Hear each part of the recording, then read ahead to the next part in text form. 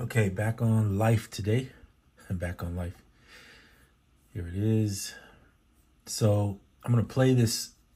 I got this idea in my mind. Well, first of all, you can use anything in Life and it'll chop it up and you can create these random rhythms.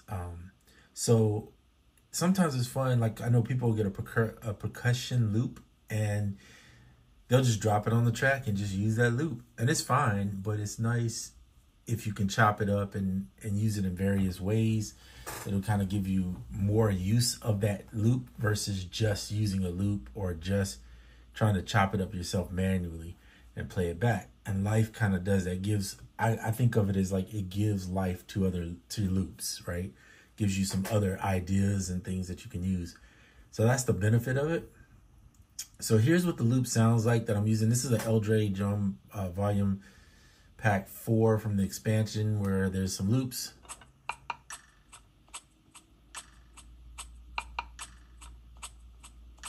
So that's the loop.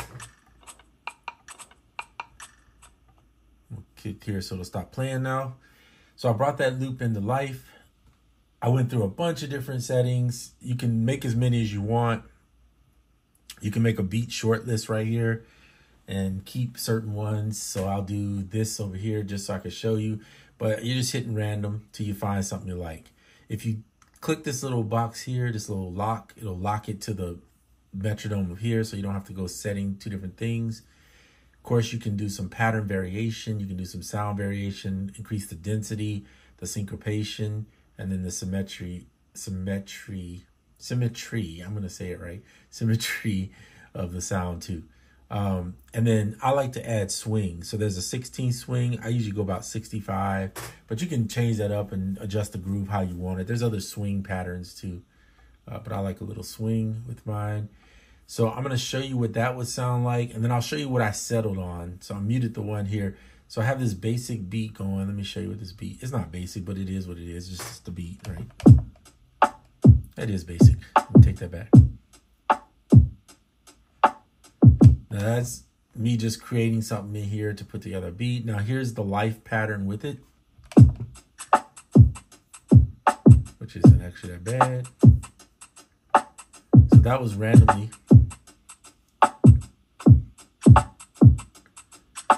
Okay, and then here's what I settled for.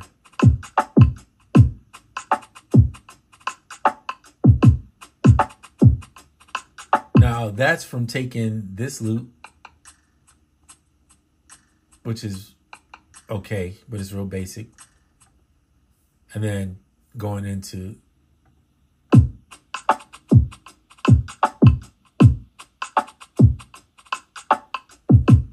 so you can see how it can really bring life to your mix.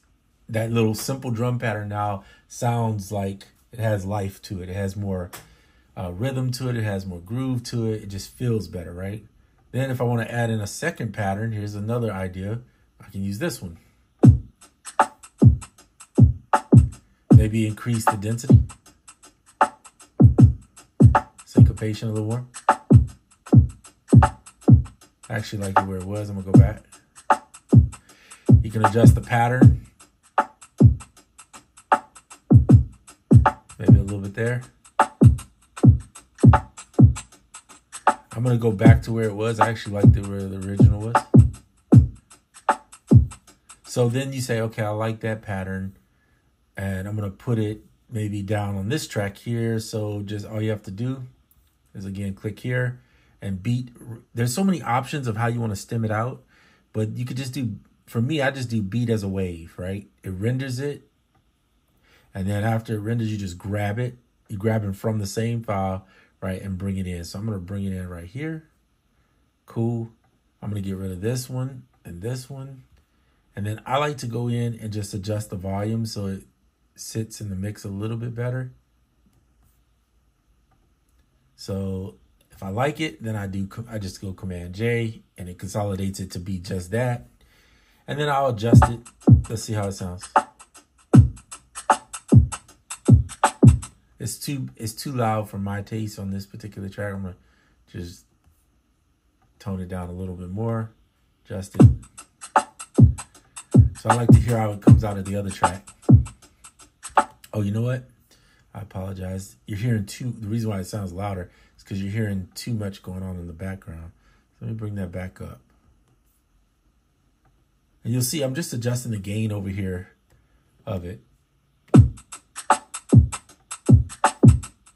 So here it is now that I've muted the light. You have to, another thing, if you keep this in here, which I always do, you have to make sure you mute it if you're going to play it back with the wave.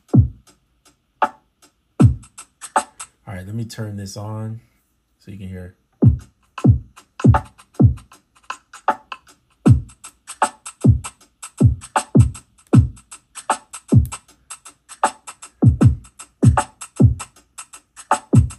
It's still kind of loud.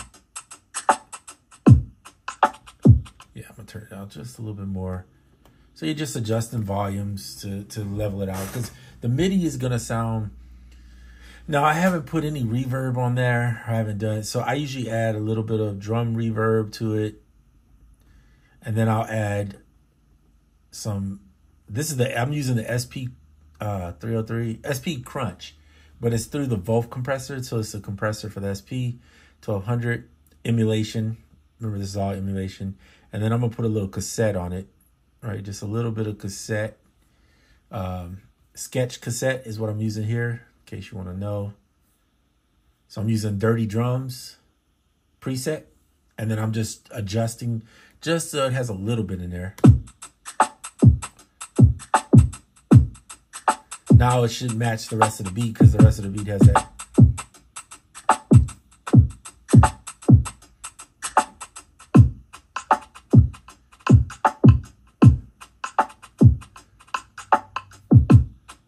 There it is. So that's pretty much how I did the drums. Now up here, just so you could know, first of all, I'm gonna consolidate those two wave files and consolidate this one. So when I do these, I turn the grid off. Well, first of all, I'm not quantized. I play in unquantized, and then I turn the grid off. Then I'll usually quantize it, and then I'll turn, if I feel it's like way off, then I'll nudge. If you turn the grid off, you can see here, I'm gonna zoom in really close. You see that? I nudged it just a notch forward. So that way the drum, it gives it a little more swing, in my opinion. And then these I nudged. Did I nudge these forward? I nudged these forward. I should have nudged these backwards. So I'm gonna do that. Oh wait, that's the same pattern. No wonder. I'm like, why is it nudge forward? All right, yeah. So these are the hi-hats. I nudge these back. So the snare a little bit before the grid line where they would hit, and then the hi-hat I put a little bit behind. Okay, but I played them both without quantize first, because sometimes if you play it in and it sounds good unquantized, and you don't even want to touch it, right? You just leave it where it's at. But yeah, and this is a rim. All this stuff is DRE Drums, by the way, in case Volume 4, he ain't paying me nothing to do this, but I'm just saying it because that's what I tend to use his stuff a lot, because he makes a lot of lo-fi, and I'm kind of into that, like that vibe. When I use drums, I don't always use like hard hitting drums, but you can do this with any drums that you have. Doesn't really matter. You don't have to get his stuff to do it. All right, to make this one loop and make it better, I just like consolidating so everything's one loop. So you have a loop there and a loop here, and you're good. This gives your beat a little variation so it doesn't sound super stagnant, especially if you do a 4-bar loop and it's just the same stuff. Then you can add some different percussive spots just to give it some variation. And by the way, this all comes from the same loop. So I didn't have to go find 2 different loops. I just created a new loop based on what was there.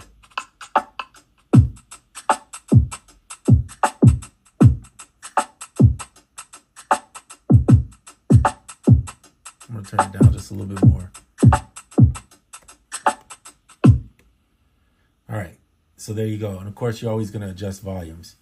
A lot of people worry about the mixer having to hit tab to go to a mixer, but the new 12 will have it where you can bring the mixer up from clicking down here.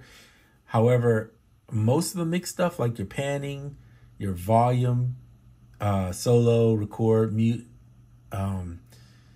is all right here. So the only time I go to the mixer is when I'm using these sends. That's pretty much the only time I use the mixer on this thing. I don't really need it. And if you set up a template, I talked about this in the previous video. If you set up a template, you're not running back and forth so much doing all that. You're just creating, and that's it. So that's what I like about Ableton. Doesn't mean you need to use Ableton. If you got Logic, use Logic. Logic has a great mixer. FL Studio, same thing. You can use FL Studio if you have that. Whatever you have, just use it. If you have the free version, or even I think it's the what is the other version?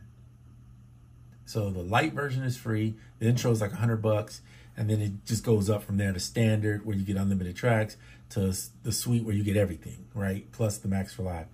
So if you have the light, or even the free version, or even that, just practice using it. You can put your drums. You could really, I mean, if you look here, you see I'm only using, and I could technically put these two waves on the same track. So I'm only using, let's say I combine these two, plus I have these three, that's 4 tracks, right? That still leaves me 8 tracks, which means I could do the bass on a track, or if I got samples, I could throw them on a track. I could have chords on a track. I could have melody on a track. That's 8 tracks. So you can do, you pretty much, you got, even with the free version, you got enough. The intro version is 16 tracks. You really got enough. You do intro version, you actually pretty solid. The only thing you lack is like all the extra tools. But if you already got some, let's say you got a bunch of like the Valhalla stuff, or the Wolf compressor, or any of that stuff, whatever other plugins you have, just use those plugins. You don't need all the Ableton stuff. I mean, most of it is, there's a lot of cool stuff in Ableton I like to use, but you don't really need it. And I even got the MPC. If you have an MPC, most of the plugins from the MPC are VST. So if you got those plugins, you can use those. Like here's Flavor Pro right here. I'm using it for vinyl crackle, and you could, so you have enough stuff. You could go without the Volt compressor. You could just use Flavor Pro and let that be your RC20 if you have that. Let that be your main thing for your coloration of sounds, and just use that one plugin, and you could do everything through that one. So you don't need a lot to make good music. It's just up to you. But I will say Life is, if you can get Life at a cheaper price, I think 150 is still worth that. But if you can get it around, $100, somewhere around there, that's a great plugin to have. UVI's factory percussion, I've said that before. That's a great plugin to have for percussion stuff. You can actually make a percussion loop in UVI, then sample it into Life, and then tweak it out even more. So, I mean, there's so many ways to do it. It's just up to you as an individual.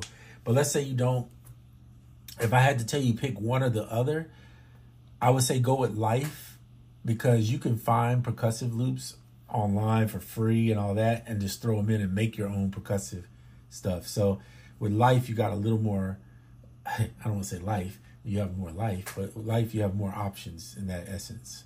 So this is just about making music. Don't get caught up in what you see as far as the Ableton Live. You don't have to have Ableton Live to do this stuff. In fact, Life is not an Ableton Live plugin. It's XLN. And so, yeah, you don't need that to do what I'm doing here. And Simpler is just as like a sampler, but it's a simple sampler, right? So you don't need that to put drums on a track. You can do it in FL. You got the little grids. You can do it there, or you can drag and drop waves in. You can do that here too. Logic, same principle. You can do all that. So I'm just using those 3 because those are the 3 main ones that I think people use. Cubase is out there too if you use it. I don't really know it or use it, so, but it's available, and I'm sure you can do similar things in it. So again, don't get caught up in this. This is just working within the DAW, and you can make some really good music in the DAW. A lot of songs y'all hear on the radio, these songs made in FL or Logic, or even Ableton. So they're not, some people are using other stuff, but I'm just saying there's a lot of songs made in those DAWs. So don't get caught up in which one you have and which one's more this or more that. Just use what you got and make good music. All right, I'm out. That's the end of this video. To the next one.